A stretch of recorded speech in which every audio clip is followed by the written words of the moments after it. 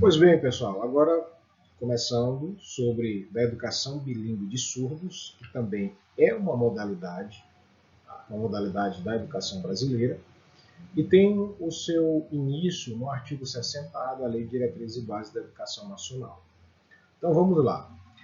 Artigo 60A. Entende-se por educação bilíngue de surdos, para os efeitos desta lei, a modalidade de educação escolar oferecida em língua brasileira de sinais, em Libras, como primeira língua, e em português escrito como segunda língua. Em escolas bilíngues de surdos, classes bilíngues de surdos, escolas comuns ou em polos de educação bilíngue de surdo, para educandos surdos, surdos cegos, com deficiência auditiva sinalizantes, surdo com altas habilidades de superdotação ou com outras deficiências associadas, optantes pela modalidade de educação bilíngue de surdos. Ok, povo? Então é o seguinte, este artigo 60A, ele faz a definição da educação bilíngue de surdos. O que é educação bilíngue de surdos? A educação bilíngue de surdos é uma modalidade de educação escolar, mas ela é oferecida primeiramente em Libras, ou a língua brasileira de sinais. A Libras, na educação, na modalidade de educação bilíngue de surdos, ela é a primeira língua. E o português escrito. Olha só, não é o português falado. O português falado, digamos assim, não sei nem se podemos usar esse termo, mas a linguagem primordial, a primeira língua da educação bilíngue de surdos, pessoas com deficiência auditiva, ela é em Libras. Essa é a primeira língua. E o português escrito, mas a primeira é Libras. Tá? Isso é em escola bilíngue de surdo, classes bilíngues de surdo, escolas comuns ou polos de educação bilíngue de surdo, para educandos surdos, surdos cegos, com deficiência auditiva, sinalizantes, surdo com altas habilidades de superdotação ou com outras deficiências associadas, optantes pela modalidade de educação bilíngue de surdos. Tá? Lembre-se deste detalhe. Educação bilíngue de surdos é uma modalidade de educação escolar e tem como Libras a língua brasileira de sinais, a primeira língua, e o português escrito como segunda língua. Parágrafo 1º. Haverá, quando necessário, serviço de apoio educacional especializado, só quando for preciso, necessário, como atendimento educacional especializado bilíngue para atender às especificidades linguísticas dos estudantes surdos. Tá? Quando houver necessidade desse serviço de apoio educacional especializado, como este atendimento educacional especializado bilíngue, para atender às especificidades linguísticas dos estudantes surdos. Bilíngue por quê? Por que bilíngue? Bilíngue de surdos. Porque a primeira língua é ministrada em Libras, a primeira língua, e a segunda língua é o português escrito. Isso é bilíngue, duas línguas. Haverá, quando necessário, segundo o nosso mapinha mental, serviços de apoio educacional especializado para atender às especificidades linguísticas dos estudantes surdos. Parágrafo 2º. A oferta de educação bilíngue de surdos terá início ao 0 ano, na educação infantil, e se estenderá ao longo da vida. Atenção, isso é importante. A educação especial ela tem início na educação infantil, ao 0 ano.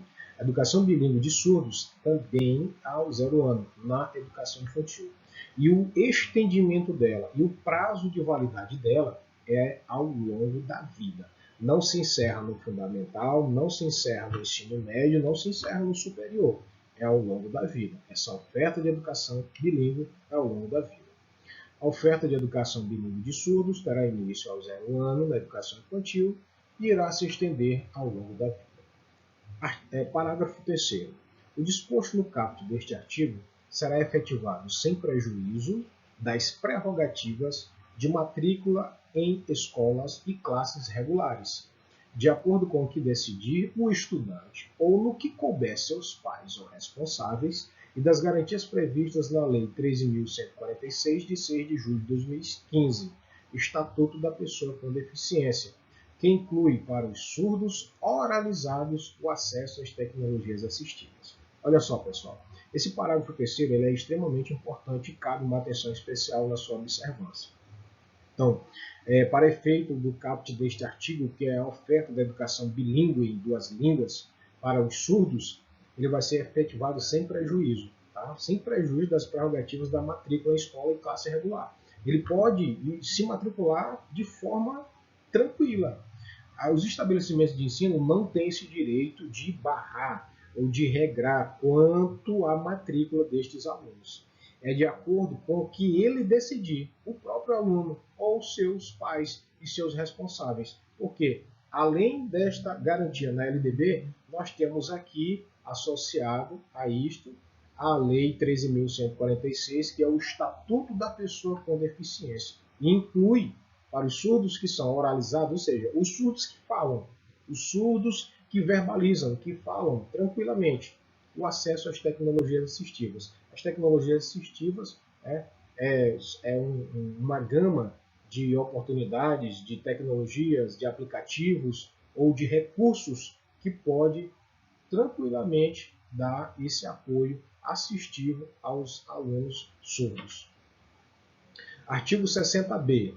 Além do disposto no artigo 59 desta lei, os sistemas de ensino assegurarão aos educandos surdos, surdos cegos, com deficiência auditiva sinalizantes, surdo com altas habilidades de superdotação ou com outras deficiências associadas, materiais didáticos e professores bilíngues com formação e especialização adequadas em nível superior. Olha só a importância desse artigo 60b. Tá? Os sistemas de ensino deverão assegurar, segundo nosso resuminho aqui no mapa mental, aos alunos da modalidade bilíngue de surdos, materiais didáticos e professores bilíngues que entendam tanto a linguagem dos sinais como também a língua portuguesa, escrita como segunda língua, né? Professores bilíngues com formação e especialização adequada em nível superior. Além do disposto no artigo 59, nós temos também esta seguridade de materiais didáticos e professores bilíngues com formação e especialização adequadas em nível superior. Parágrafo único. Nos processos de contratação e de avaliação periódica dos professores a que se refere o caput deste artigo, serão ouvidas as entidades representativas das pessoas surdas. Vocês sabem que hoje toda classe tem a sua representatividade. Então, nessa questão da contratação e avaliação dos professores, sempre serão ouvidas ou poderão ser ouvidas, serão ouvidas, como diz de forma clara, parágrafo 1, as entidades representativas ou os representantes das pessoas surdas. Pois bem, agora nós iremos dar início ao título 6, que fala sobre os profissionais da educação, ou seja, nós profissionais da educação. A LDB ela é plenamente completa, né? E ela trata sobre de todos os ramos educacionais. E agora nós iremos ver sobre os profissionais da educação. Artigo 61. Consideram-se profissionais da educação escolar básica os que, nela estando em efetivo exercício, e tendo sido formados em cursos reconhecidos. Tá? Então, o artigo 61 ele trata da consideração dos profissionais da educação escolar básica, os que nela estiverem em efetivo exercício e tendo sido formados em cursos reconhecidos. São eles, inciso primeiro, professores habilitados em nível médio ou superior para a docência na educação infantil e nos ensinos fundamental e médio. Então, os professores habilitados em nível, tanto em nível médio ou nível superior, para a docência, para o ensino na educação infantil e nos ensinos fundamental e médio. Tá? Então, muitos professores ingressaram na docência, na área da docência, sem necessariamente passarem por um curso superior. Então, os habilitados em nível médio para a educação infantil e os ensinos fundamental e médio, professores do ensino superior, tá? Sendo ressalvado ainda o ingresso de professores somente com o magistério, nível médio. Aqui o nosso mapinha mental, professores habilitados em nível médio, educação infantil e anos iniciais do ensino fundamental. Superior, educação infantil e ensinos fundamental e médio.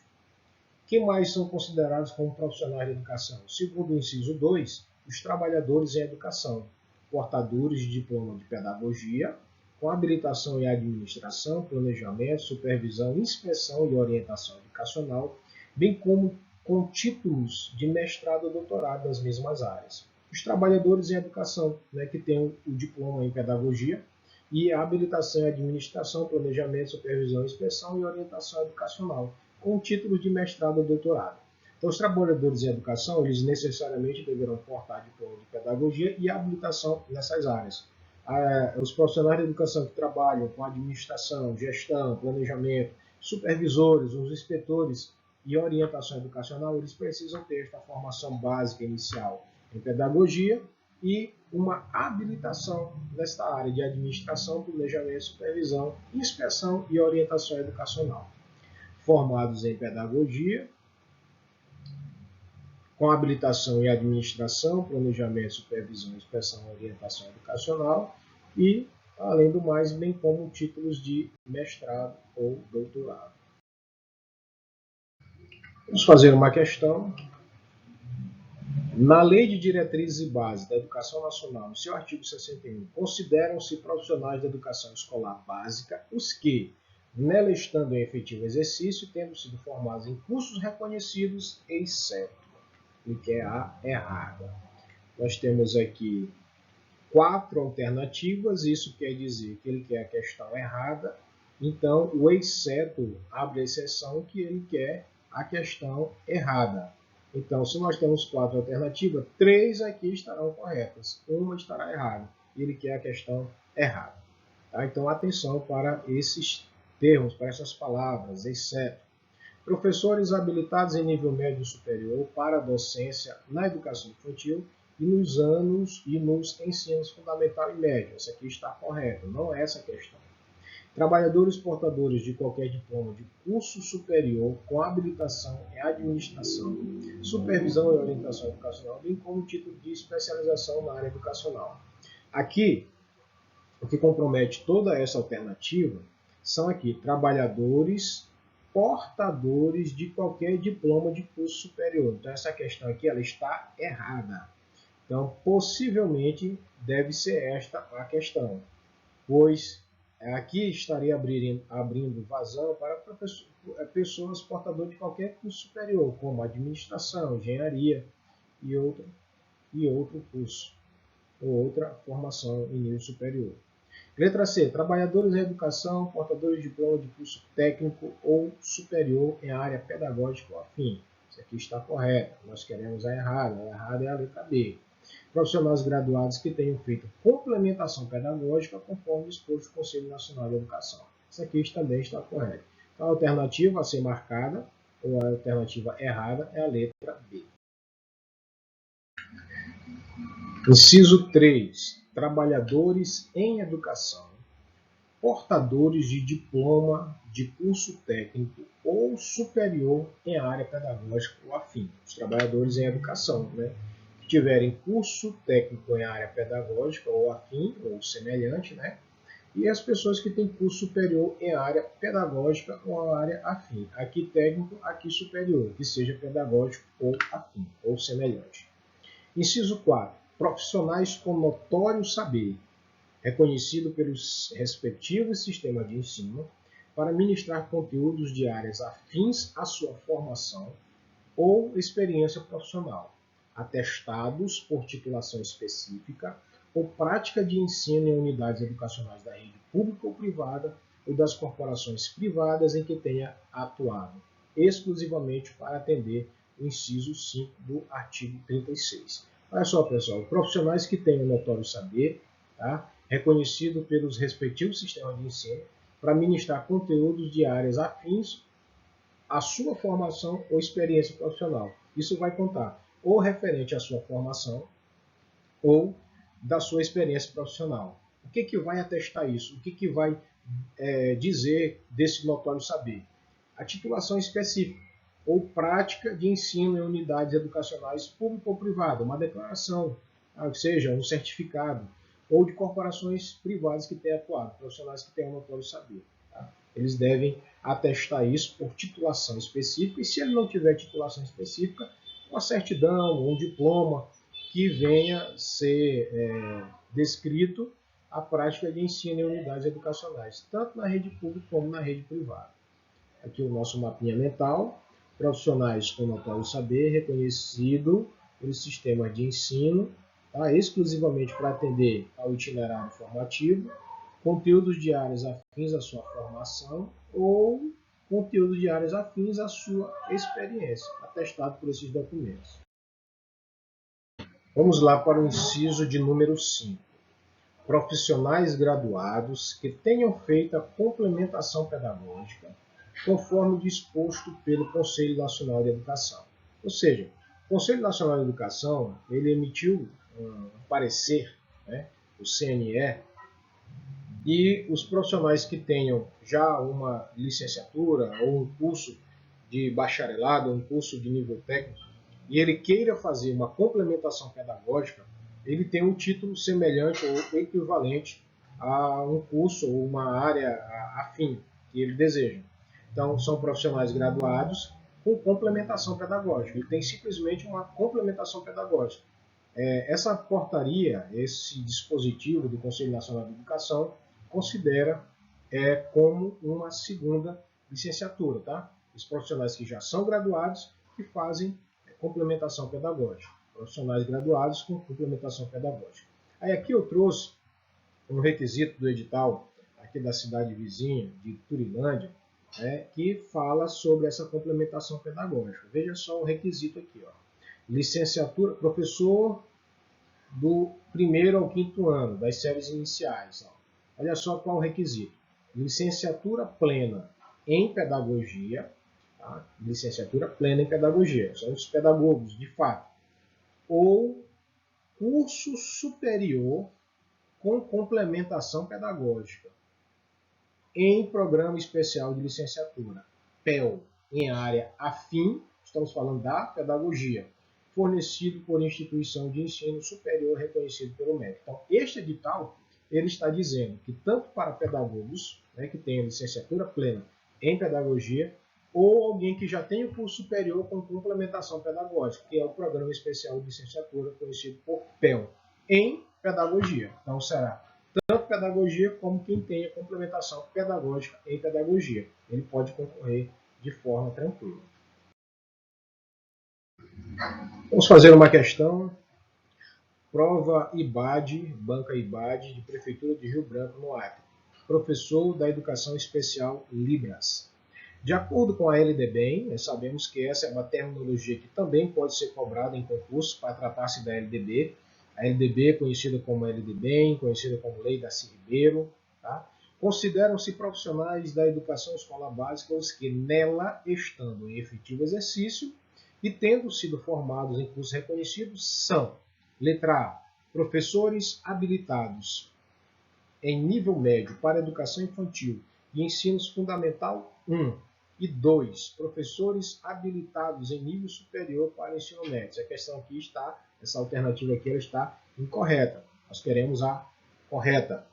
Professores habilitados em nível superior para todos os segmentos de ensino. Não, sabemos que existe ainda a possibilidade, segundo a LDB, tá? A possibilidade de ingressar na docência com um nível médio, ou seja, curso de magistério. Letra C.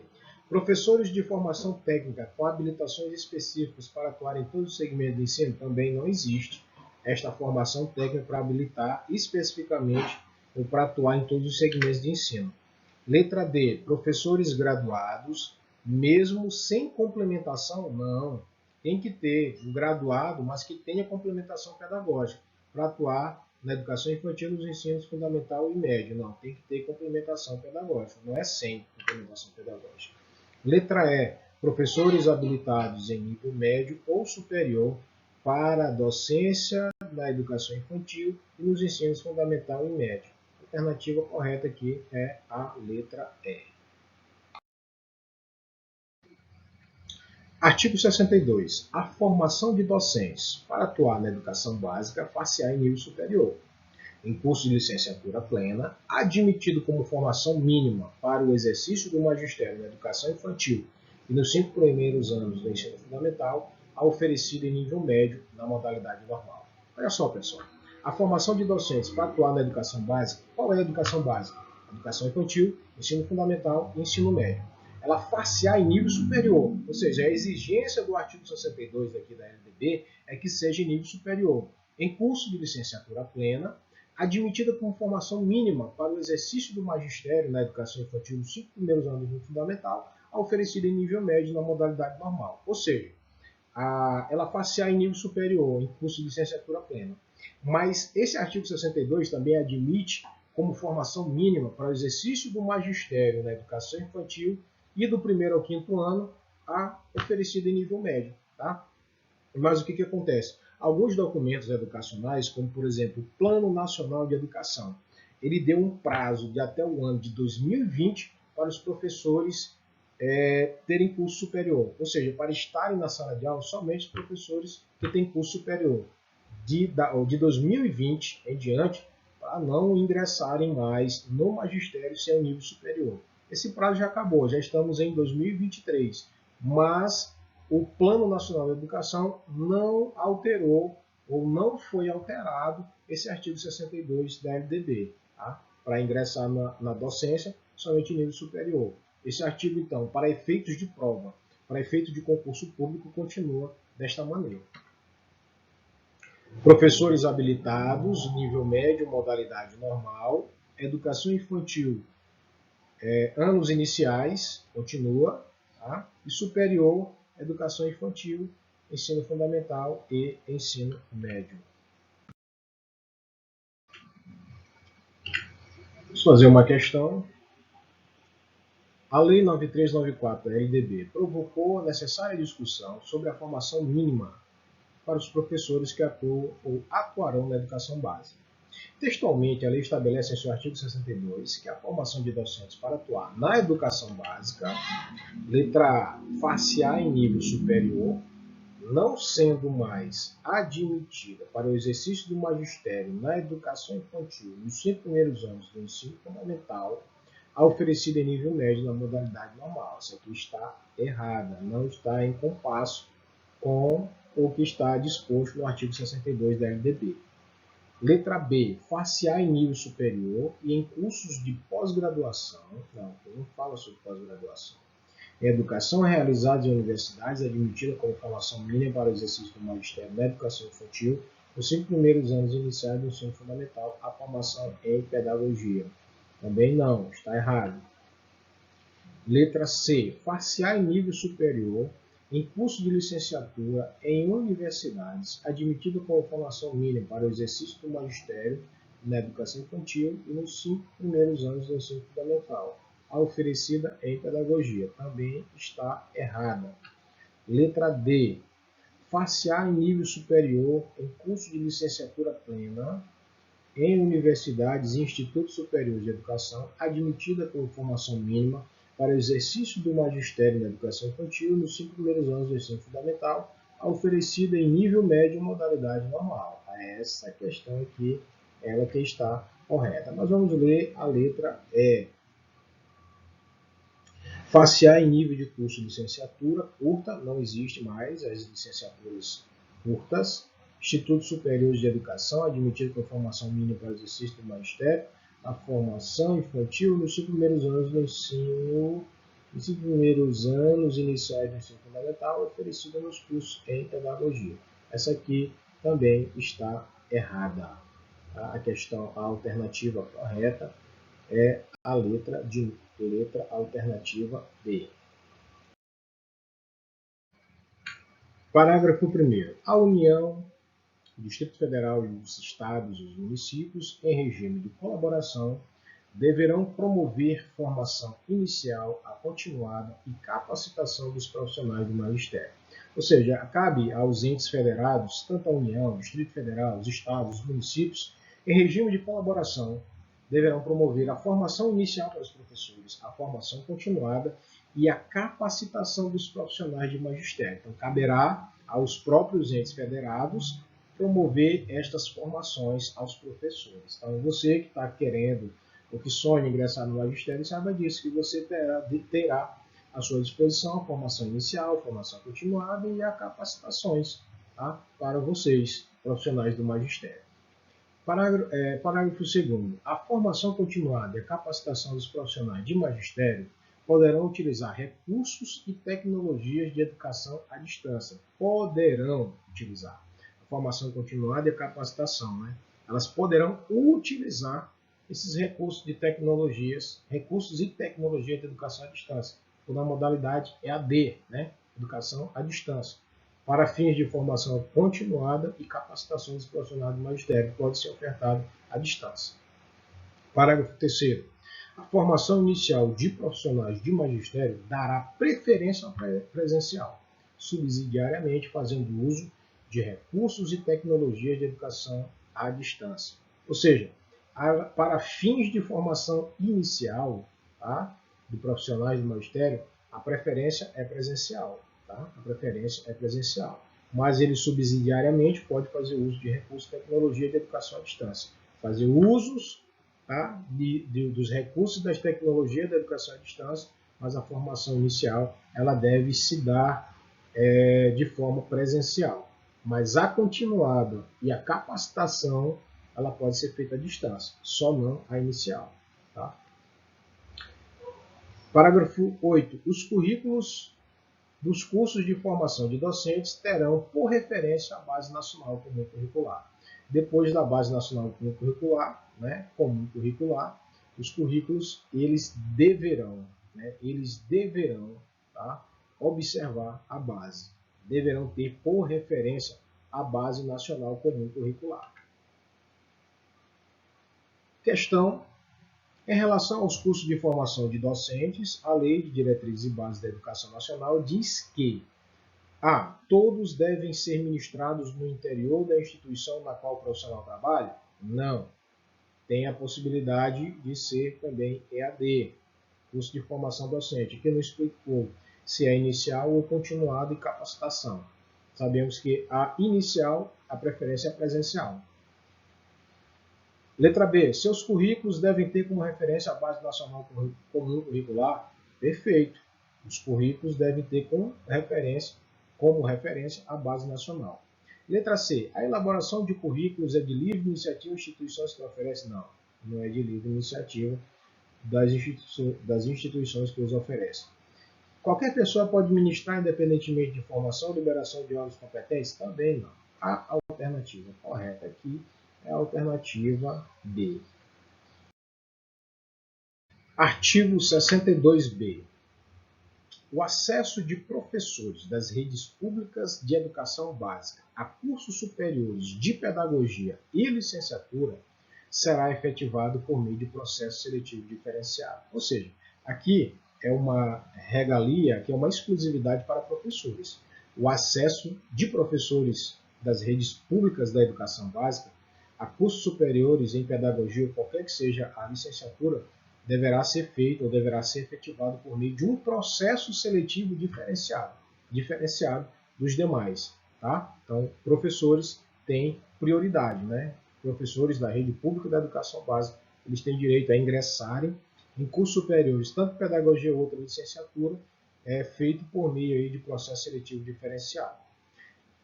Parágrafo 1º. Terão direito de pleitear o acesso previsto no caput do artigo os professores das redes públicas municipais. Quem são os professores, né?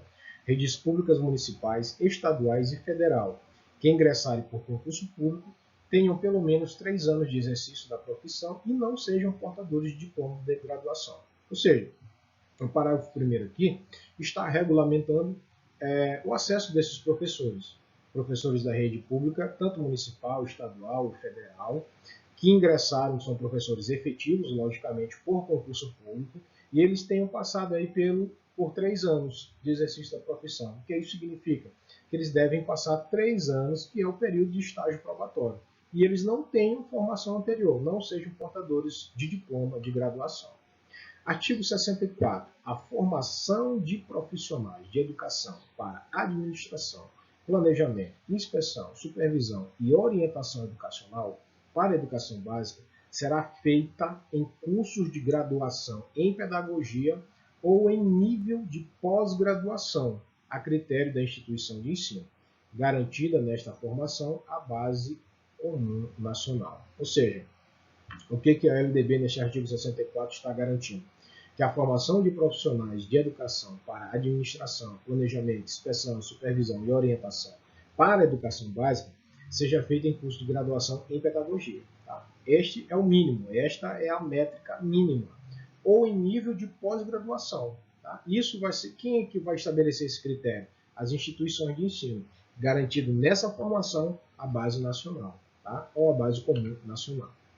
Formação em administração, planejamento, supervisão, inspeção, orientação educacional, graduados em pedagogia ou pós-graduados. A critério de quem? Da instituição de ensino.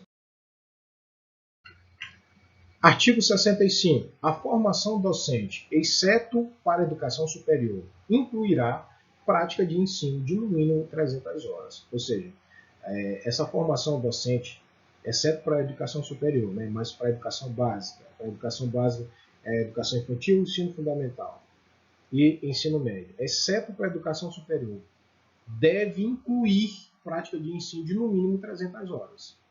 Ele deve ter lá na sua formação docente as práticas de estágio, no mínimo de 300 horas. É o período de estágio, né? São as práticas de ensino. Formação docente incluirá a prática de ensino no mínimo de 300 horas, exceto para a formação para a educação superior, que isso aqui deve ser bem mais. Uma questãozinha aqui da Prefeitura de Guaraciaba, professor de matemática. Conforme a LDB, a formação docente, exceto para a educação superior, olha, essa bem aqui, artigo 65. Incluirá práticas de ensino, o período de estágio, né, de 180 horas, 240 horas, 400 horas ou 300 horas. Acabamos de ver e a alternativa correta é a letra D, 300 horas.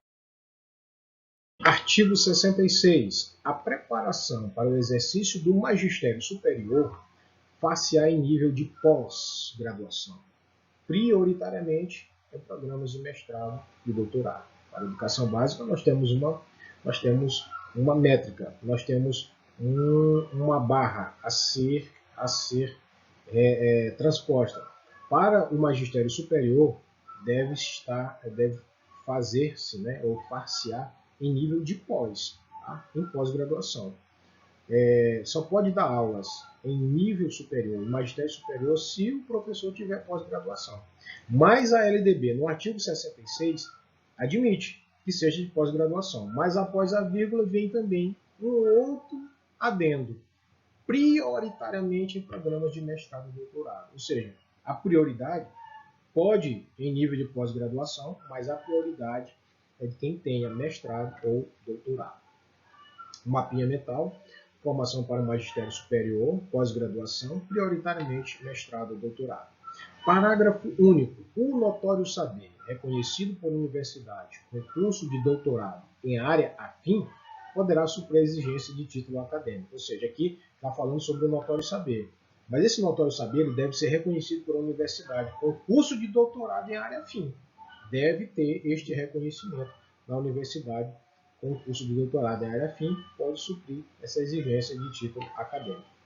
Notório saber, reconhecido por uma universidade com curso de doutorado, poderá suprir a exigência de título acadêmico. Uma questãozinha aqui de pedagogo da CEPES, na UFPA.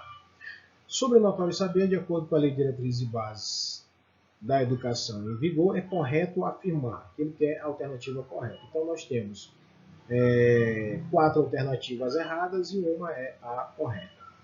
É correto afirmar que deve ser reconhecido por uma universidade com curso de mestrado ou doutorado ou em área afim. Essa alternativa A ela está incorreta, que é a correta. De forma alguma, supra a exigência de um título acadêmico. Notório saber? Não. Somente em caráter precário pode suprir a exigência de um título acadêmico. Também não. Caráter precário, o que fala disso? deve ser reconhecido por uma universidade com curso de doutorado em área afim. Então, aqui está a alternativa correta. Deve ser reconhecido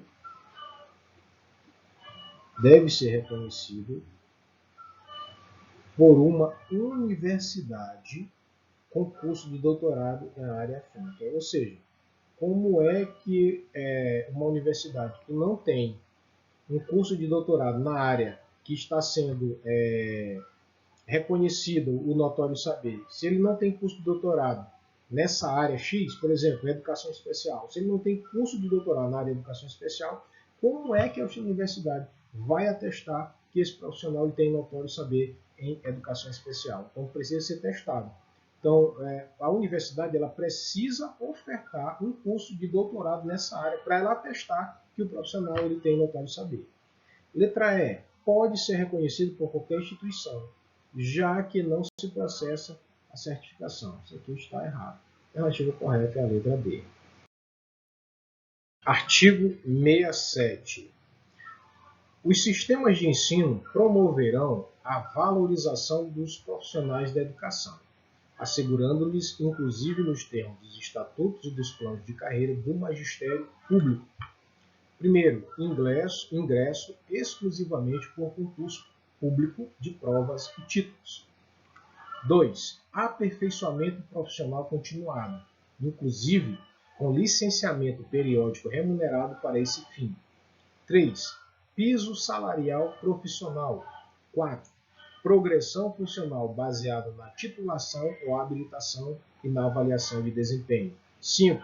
Período reservado aos estudos, planejamento e avaliação, incluído na carga horária de trabalho.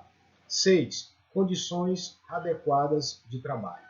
Então, a valorização dos profissionais da educação, de acordo com o artigo 67, é dever dos sistemas de ensino fazer esta valorização e vai assegurar nos termos tanto dos estatutos, do Estatuto dos Servidores e do Plano de Carreira do Magistério, o ingresso de 1988, desde a Constituição Federal para cá, só é feito de forma exclusiva por concurso público de provas e títulos. Então, além deste ingresso por meio de concurso de provas de títulos, ele tem direito ao aperfeiçoamento profissional e continuado, ofertado pela instituição de ensino, pelos sistemas de ensino, melhor, não é a instituição, é o sistema, e aí os sistemas é algo mais complexo, tipo o sistema de ensino da rede municipal são das secretarias municipais de educação. Aperfeiçoamento profissional continuado, piso salarial profissional, nenhum professor efetivo pode ganhar menos do que o piso salarial profissional dos professores, o piso nacional. Progressão funcional, que também é um direito, ele tem que progredir, ou de nível, ele vai progredir de nível, tanto nível 1, nível 2, ou então nível A, nível B, depende de plano de carreira do magistério, de município para município, de estado para estado, mas eles devem progredir de forma funcional. A maioria deles é de 5 anos, que é o famoso quinquênio.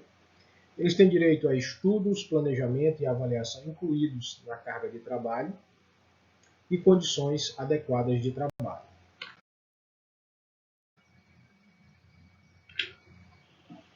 Questão: segundo a LDB, os sistemas de ensino promoverão a valorização dos profissionais da educação, assegurando-lhes, inclusive nos termos dos estatutos e dos planos de carreira do magistério, estão corretas apenas 1.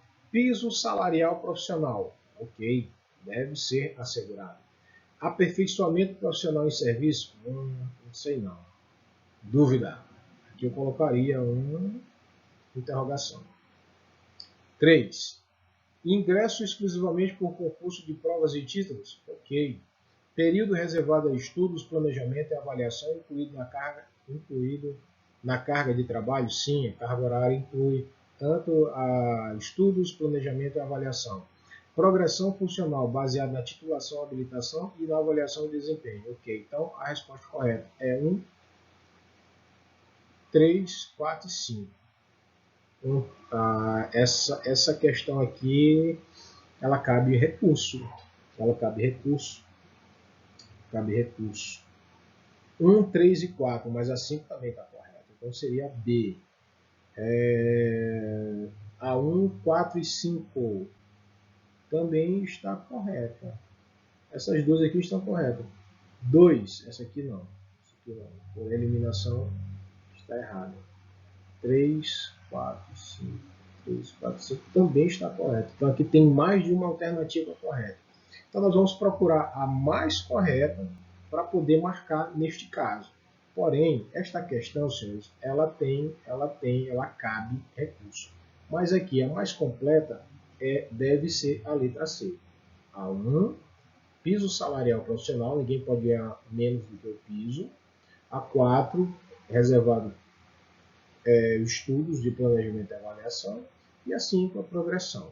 Tá? Mas a 3, ingresso exclusivamente por concurso público de prova de título, ela também está correta. Então, ela tem mais de uma questão correta.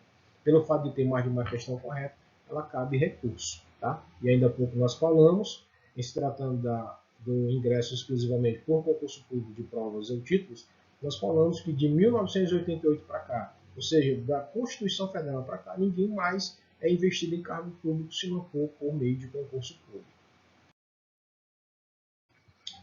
Vamos para o artigo 69.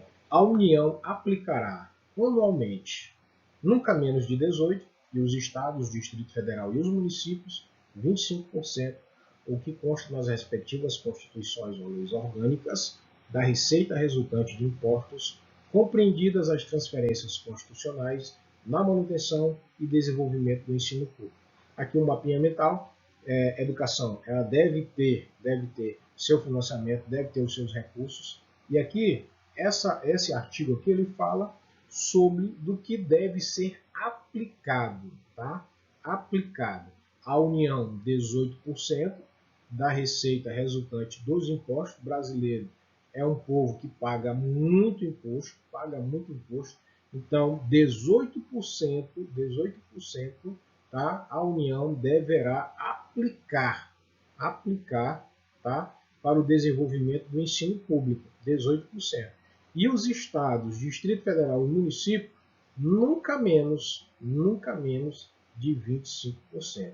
Então, a União, 18%, aplica 18%, tá? Na manutenção e desenvolvimento do ensino público, aplica 18% da receita resultante dos seus impostos, e os estados, Distrito Federal e município, 25%. Questão fácil. Aqui eu vou apagar aqui para não atrapalhar a nossa leitura. Na Lei de Diretrizes e Bases da Educação Nacional, seu artigo 69, que nós acabamos de ler, a União aplicará anualmente nunca menos que 18%. E os estados, Distrito Federal e os municípios, 25%.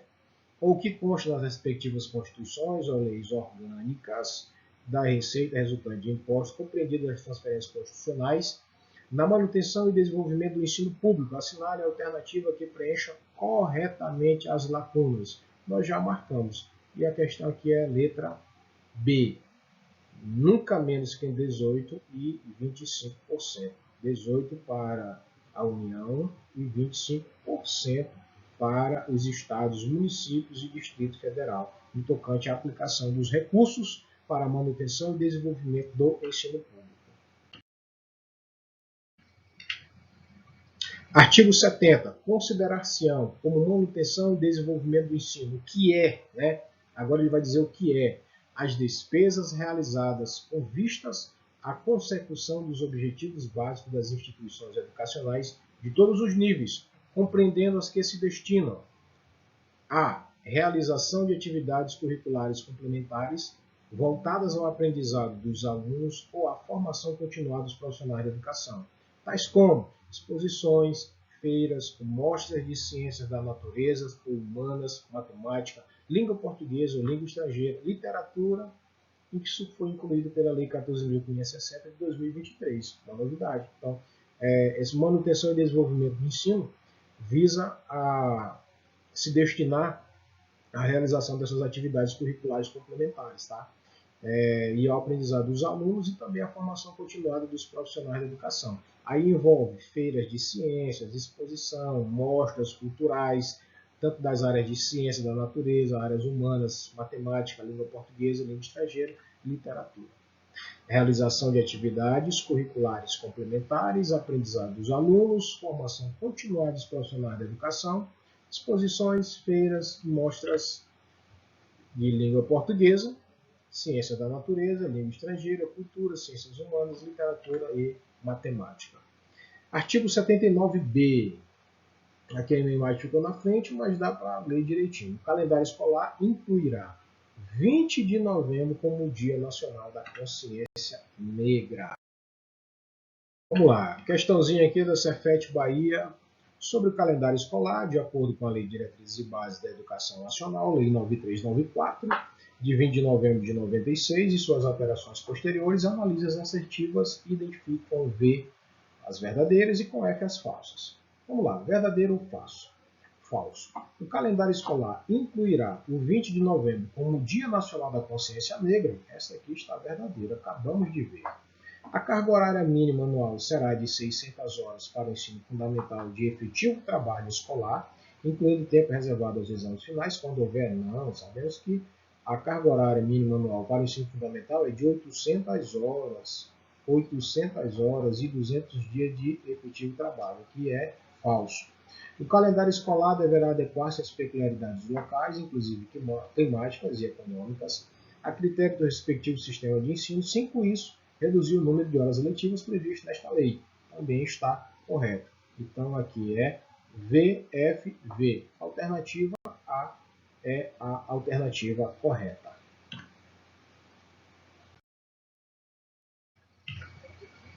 Artigo 83. O ensino militar é regulado em lei específica, admitida a equivalência de estudos de acordo com as normas fixadas pelos sistemas de ensino. Então, o ensino militar ele é regulado por uma lei específica, não é regulado pela LDB. A LDB ela não vai regular, ela não vai regulamentar o ensino militar. Ele é regulado por uma lei específica.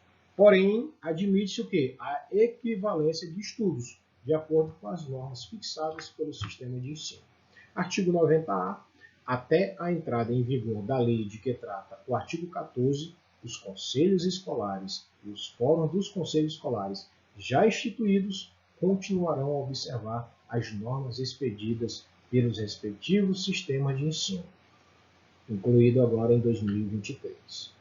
Aqui está o gabarito e nós nos despedimos da última aula da LDB, abordando artigo por artigo, inciso por inciso e parágrafo por parágrafo. E finalizo esta aula com 1 Samuel 7,12. Até aqui nos ajudou o Senhor.